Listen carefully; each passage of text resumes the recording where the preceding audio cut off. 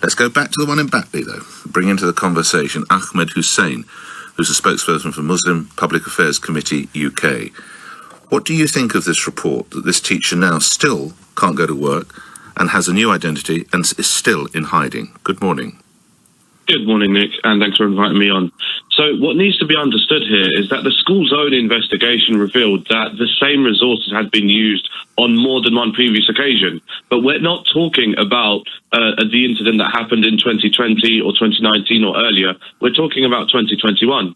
We're talking about the one time that the parents made a stand and stood outside in protest. So the real question is, why did the parents feel so incensed that they needed to stand outside, make a stand, make a noise, and bring attention to the issue? It's because they'd been sidelined one too many times.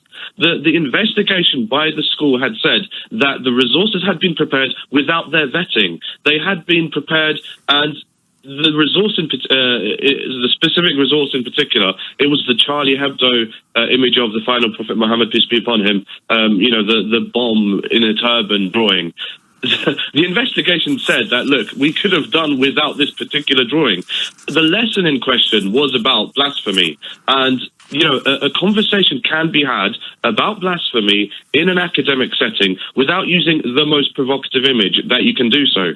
So if there has been a latent threat to anyone who criticised Muslims in the Batley area, then the threat would have happened the very first time the school showed such an image. But it wasn't the first time. It didn't happen the first time the teacher did so. It didn't happen the second time. Okay.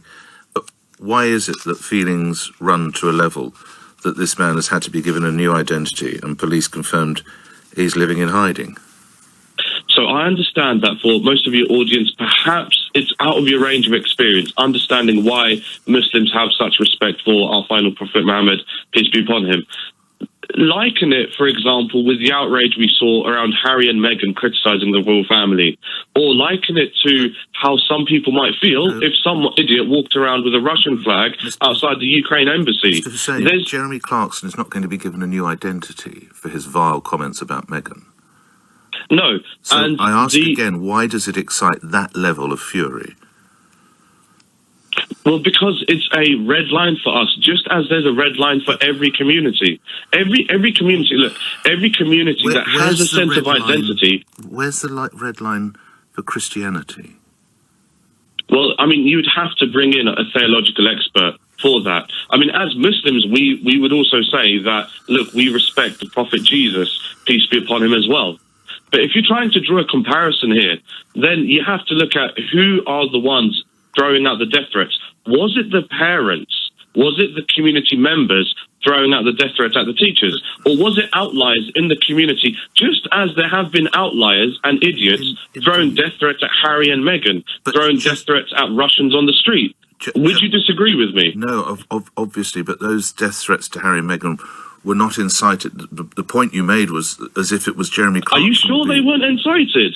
I mean, based on media coverage, media opinion pieces of Harry and Meghan, are you honestly saying that there was no incitement of any kind of... I don't have full knowledge of the provenance of those threats, as it would appear we can in this case, but you don't condone the threats for this.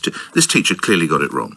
And it was clearly stupid, and it was insensitive, and undoubtedly someone needed to have a word with him. I don't question it for at all. But you don't condone the fact that this man's living under threats of his life, do you? Why would I condone it? No, good. So how can the heat be taken out of this situation? The heat in the local area has been taken out. No, but for this poor fellow, if parents...